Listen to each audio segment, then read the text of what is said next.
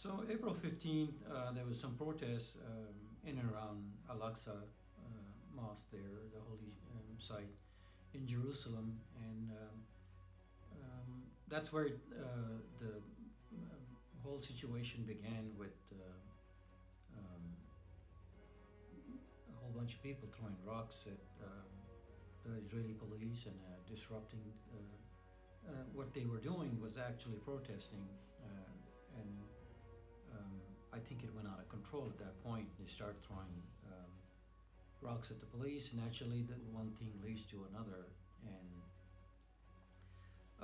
there was rockets coming into Israel through Gaza and the West Bank area. So, specifically Gaza. This is April 15th. So.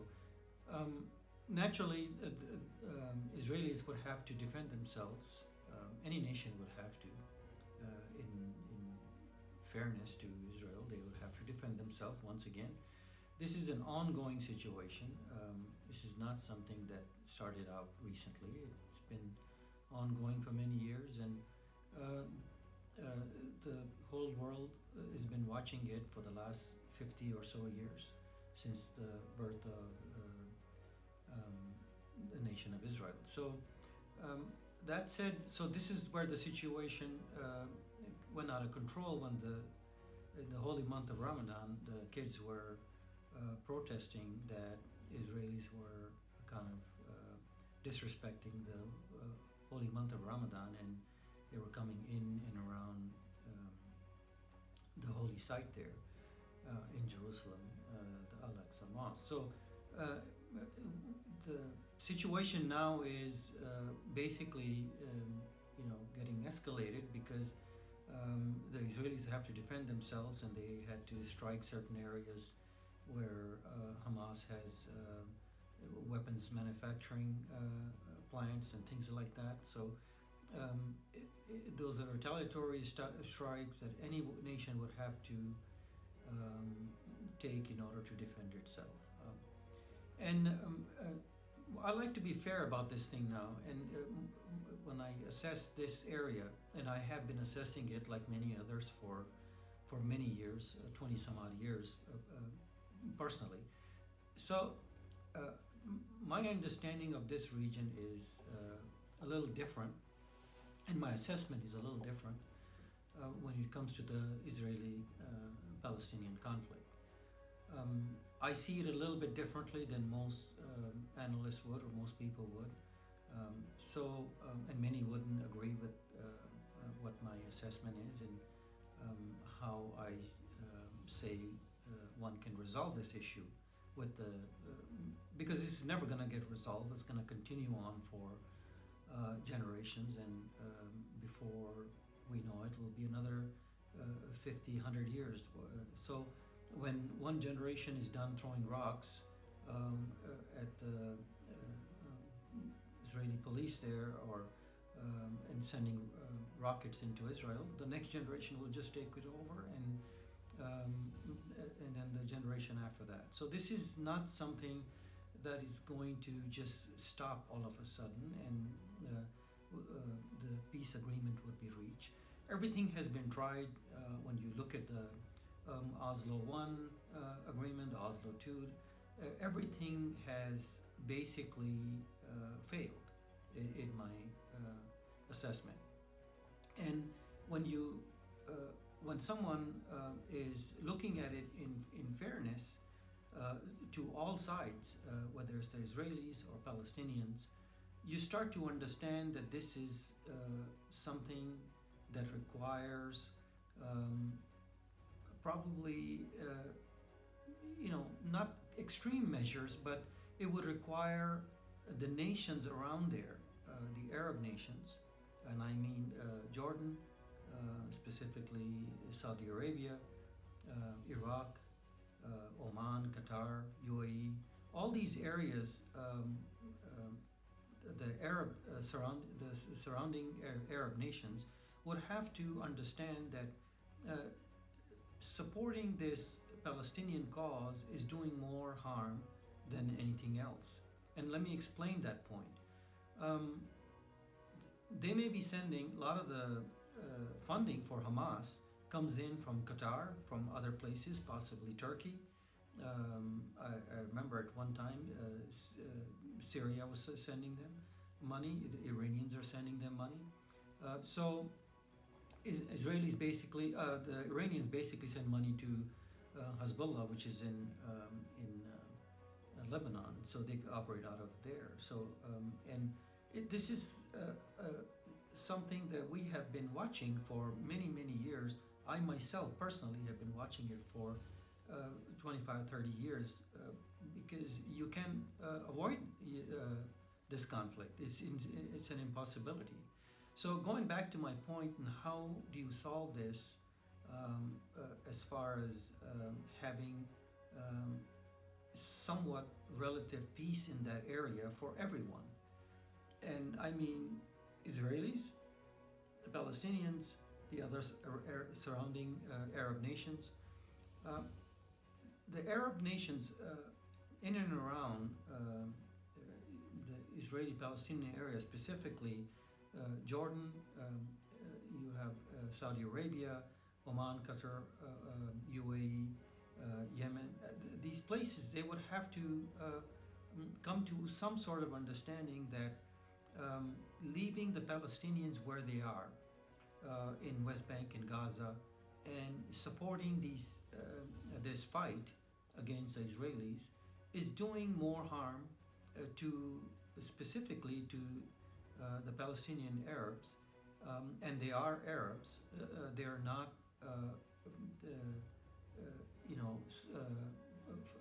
coming from some other nation like Iran or Persia or Sri Lanka. These are Arabs that speak Arabic and can very easily assimilate in Arab nations. So this fight has been ongoing for 50 years, and those that are supporting this are basically at this point are the cause of this problem, this conflict in Israeli and Palestinian area there. So the solution is very simple. The Palestinians are Arabs, they speak Arabic. In order to save them, in order to save their generation, current generation and the generations to come, they could provide some sort of incentive for these younger generations who get riled up and start throwing rocks, and eventually then Hamas takes over and starts throwing rocket into. It's a vicious cycle, and they're stuck in that vicious cycle. So in order to get them out of that cycle, the Arab nations around there, Saudi Arabia specifically, which is a very powerful country, is extremely wealthy, would have to understand that supporting this cause in this way is very hypocritical, and it's counterproductive, and it's not solving anything for those Palestinians living in the West Bank and Gaza area. It's not solving anything for them. All it's doing is killing their children and their teens that are throwing rocks into to the officials that come around there to monitor them. So in order to save this situation, they would need to go out there and stop being, when I say they, I mean the Arabs, they would have to stop being hypocritical and come together, just like they come together in OPEC and decide this thing. So they need to create another body there that deals with this situation and try to remedy this problem. The solution to this is very simple. It's not a very complicated thing. Palestinians are Arab-speaking a nation or people that could live in most of the Middle East area peacefully. They don't need to go past that. They are Arabs. During the Ottoman Empire, the Jewish and the Arabs were living side by side. They were scattered. The Jewish people were scattered all over the Middle East, and they used to live peacefully side by side um, next to the Arabs. And many the Jewish people at that for going back 1,000 or so years, several thousand years actually, have been living there peacefully in that region.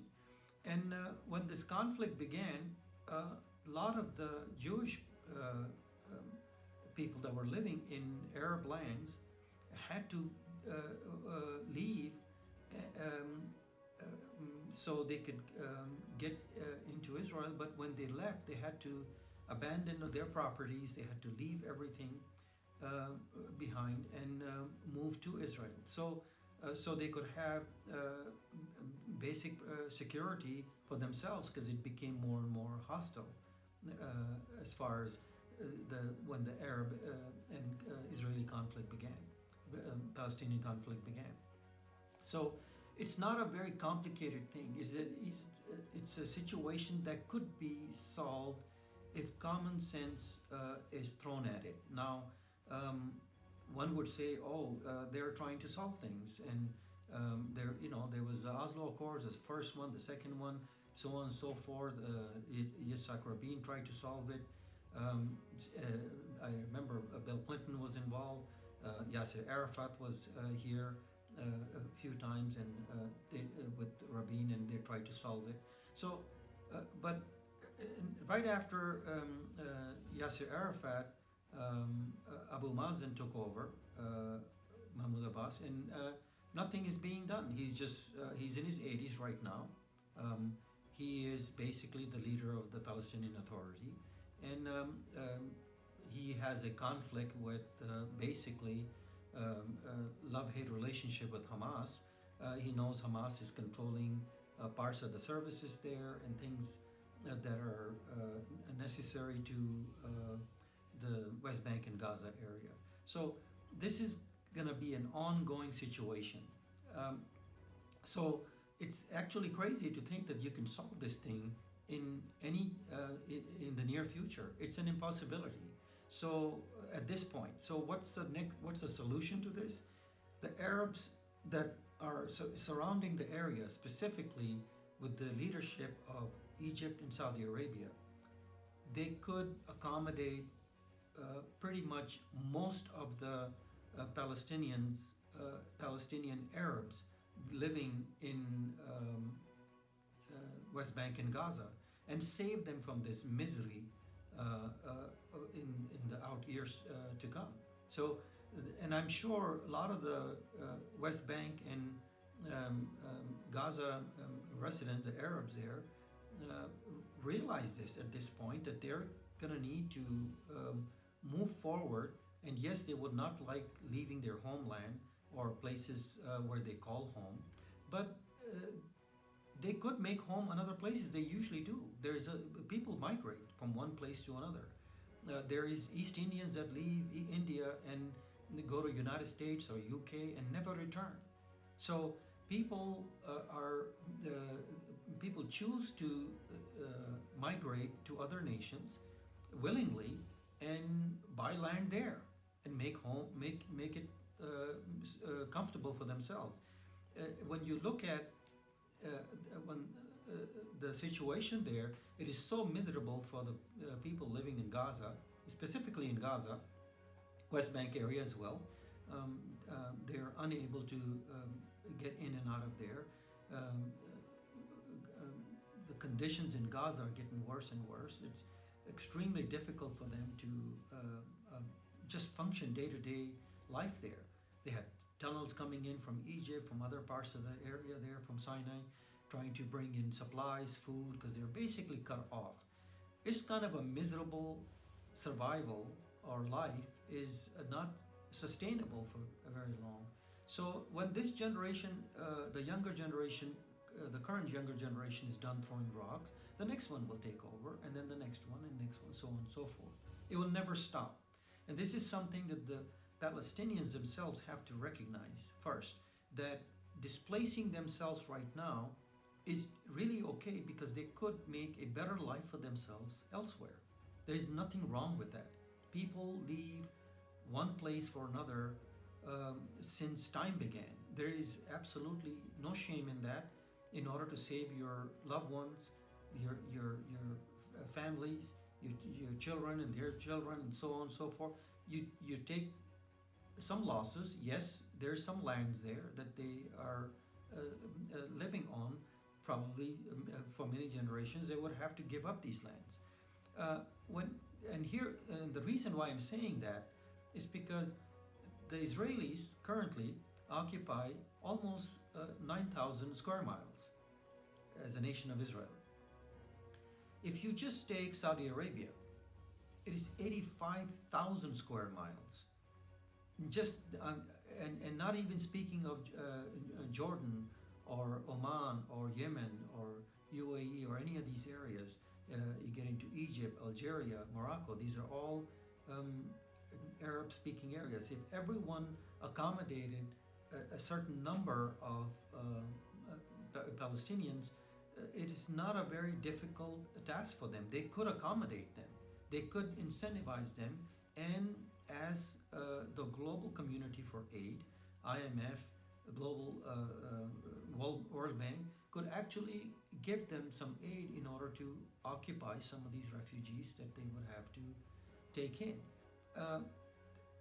And strictly from the point of view of, I looked at this point of view from a Palestinian.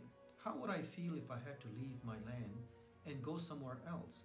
I would feel pretty terrible, especially if I had a family and I was living there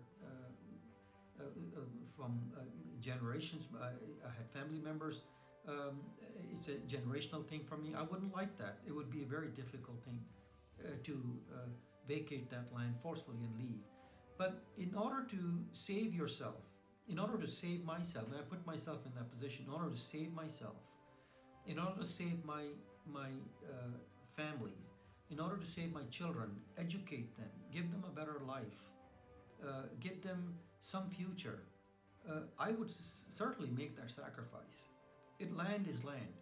Yes, I understand there's some generational land people are tied to, and they have this sentimental value towards that land. I totally understand that part of it. But that said, land is land. You can acquire land somewhere else and make it your home. It's okay. Sometimes change is good. So, in order for a Palestinian person, a family, to leave and say go into Saudi Arabia or go into Iraq or go into Oman or UAE, Egypt, Morocco, Algeria, these are Arab-speaking areas. And once again, Palestinians are Arab-speaking people. They're not Persians or Indians or, as I said, Sri Lankans. They speak Arabic. And it's very easy for them to situate themselves in another Arab land. Now, the problem lies with the Arab nations and their leadership. Would Saudi Arabia want the Palestinians coming in there? Now, this is where the Saudi Arabian hypocrisy comes in. It has locked itself in. It has a population of 35 million or so people, just under 35 million. It does not allow anyone citizenship. Okay, it is only for Saudis and people that are considered generational Saudis. It allows them to have citizenship. It may make some exceptions, but when you look at the hypocrisy that is displayed by Saudi Arabia, it's immense. It needs to understand that this support of the Palestinian people is basically killing them. They need to jump in as leaders of the two holiest shrines and understand that these are Arabs, these are Muslims, the Palestinians, and they could be given some refuge there in some parts, give them, incentivize them, create a way for them to come in, and I assure everyone that the Palestinians will take them up on it, but they keep themselves locked in this way. So the hypocrisy of Saudi Arabia does not allow citizenship to any other individual, Muslim or not, Arab or not, if they're not born in Saudi Arabia. I think this is where the problem is. So it's the same thing with Kuwait, the same thing with Oman, UAE, Qatar, all these places. Uh, uh, if they if they change this policy of not allowing others in and giving them residency and citizenship, I think it's pretty hypocritical to ask the Israelis to do that and say, here's the Jewish nation and they have the right to exist. Here's the Jewish nation. They should give these individuals full rights, full citizen rights, and let them live there in prosperity when all the surrounding areas that are Arab speaking and are tremendously wealthy.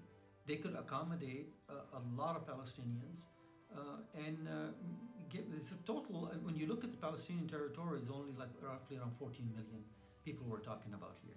So they could be given refuge in different parts of the Arab land, Arab nations, and relieve some of this pressure that that's on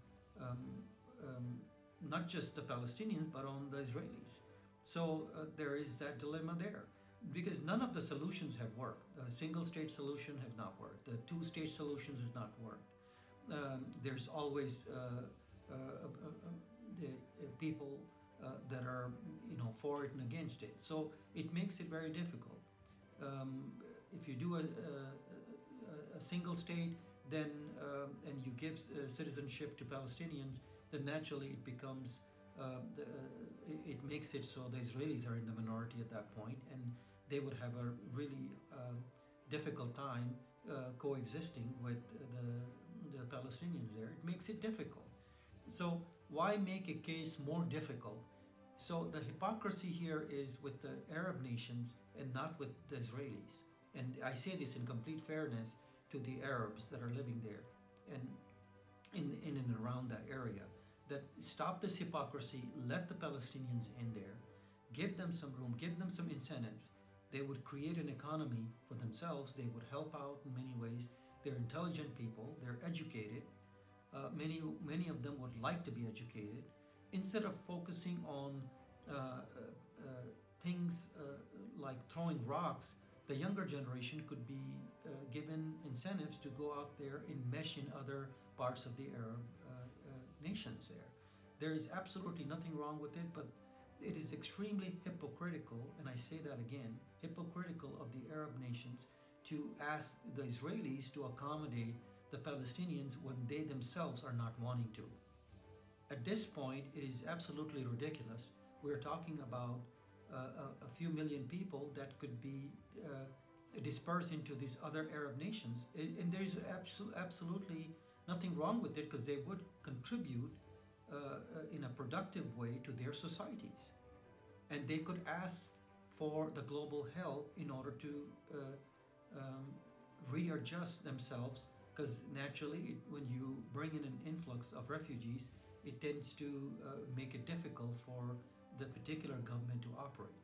And we see that in Ukraine right now. All these Ukrainians flowing into Poland and Slovakia and Finland and Moldova are almost destabilizing those countries. So yes, there is a destabilizing factor, but these nations that I mentioned are extremely wealthy nations and can very easily accommodate majority of the Palestinians and alleviate this problem from not just from the Middle East, but this whole cancer from the rest of the world.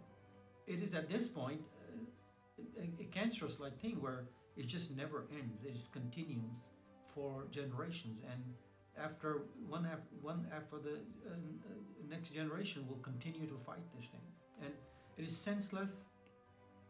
The Palestinians don't need it. The Israelis certainly don't need it.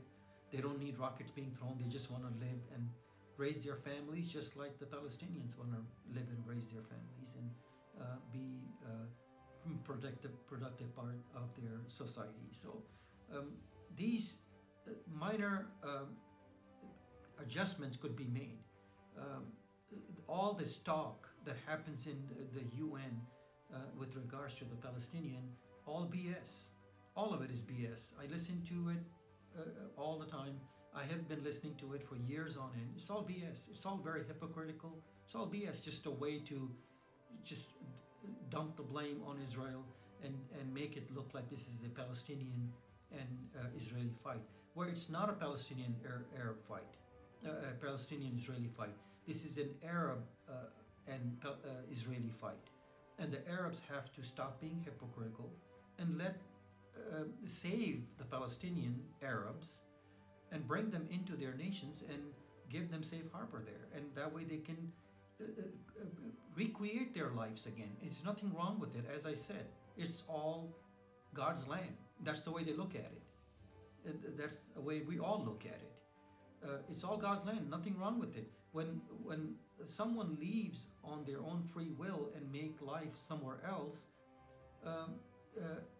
they basically prosper in the long run. Their generations are happier, and there's absolutely, philosophically, nothing wrong with leaving a land that you were in for generations. I understand the sentimental value there, but at some point you have to cut your losses, think of your future generations, think of your posterity, and say, okay, enough is enough.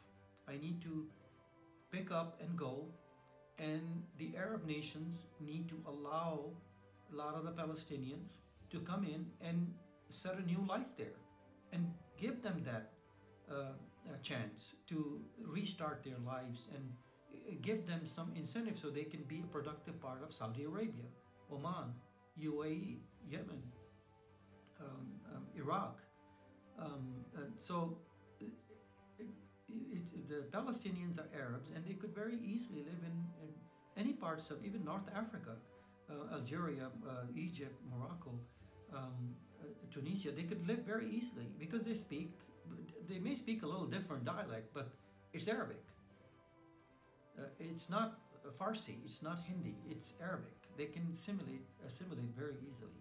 So that is the solution to it at this point. And people will say, well, you're taking sides. Absolutely not. I'm taking sides towards the side of sanity. So how do you achieve sanity? Right now, this insane conflict is going to continue on for generations. And those that are in the leadership need to stop their hypocrisy, especially the Arabs that are wealthy nations, and decide, okay, we're being hypocritical by letting all these Palestinians die there. We can bring them over and let them build a life here. At the same time, they could use them for in many different ways. They're intelligent. I've known a lot of Palestinians over the years. They're extremely intelligent, and they just want to raise a family and live a normal life like anyone else in the world. So helping them migrate from the Palestinian areas of West Bank and Gaza and saving them from that misery of a life is a good thing. And I think it would help any nation that provides a safe haven for the Palestinians. That said, we have yet to see what happens, but the rockets will continue into Israel. Israel will continue to defend itself like any other nation would have to. If rockets were coming in from Mexico into the United States would have to defend itself. And if Central America was throwing rockets into Mexico, Mexico would have to defend. So we know this is a very common sense situation there. What nation wouldn't defend itself? It's not taking sides. It's being straightforward about it, using common sense and not being hypocritical. So if you use hypocrisy, then you can say, yeah, give Palestinian their land there and let them coexist within the nation of Israel. It makes it extremely difficult. They could, but there is no solution being reached. There is no solution being reached. And we saw going all the way back to 1948. It's one war after another. You take the '67 war, when basically all the Arabs decided to take out Israel and push it into the Mediterranean. It didn't work. It is not working now, and it's not going to work in the future. But the insanity is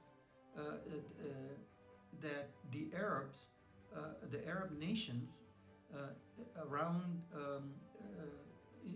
within the Middle East and even North Africa must come to this understanding that they are being hypocritical and letting the Palestinians die there for really no apparent reason. They could live in peace and harmony within their societies, especially I'm talking about the ones that are rich. I understand Egypt's got a ton of people, they don't want anybody there. And but what about Saudi Arabia? 88,000 square miles. And you have a few cities there that are populated, and you want no one else there for as a citizen. You even allow citizens to people to become citizens, even if they're Muslim. But they would want them to come to the holy sites once a year for pilgrimage. And that's the hypocrisy that I'm referring to. So during the Ottoman Empire, people lived next to each other, including the Jews and the Arabs. They all lived next to each other, Christians. Everyone was there. But the collapse of the Ottoman Empire and all the maps were drawn, this is where the problem happened. So I say that when these nations were created, First World War, there was problems created, which is, you see one of the remnants there, the Palestinian Israeli conflict. It's basically part of the Ottoman Empire that broke apart, and one became Palestine, another became Israel. And the Israelis, as I said, have the right to exist. So do the Palestinians. Now, Palestinians are Arabs. They're not Farsi-speaking Iranians. They're not East Indian. They don't speak Hindi. They don't speak Pashto or Dari. They speak Arabic. Yes, a different dialect, but they could assimilate in other parts of the Arab world there. And I think that is the solution to this. Anyone that disagrees with me, I totally understand, respect you for that disagreement, but think about it. At this point, what choice do the Palestinians have? If I'm a Palestinian, I am looking to just take care of my family and take care of myself and make sure that my family is safe. And there is a simple solution for me to migrate and start a new life. And I think one should strongly consider that.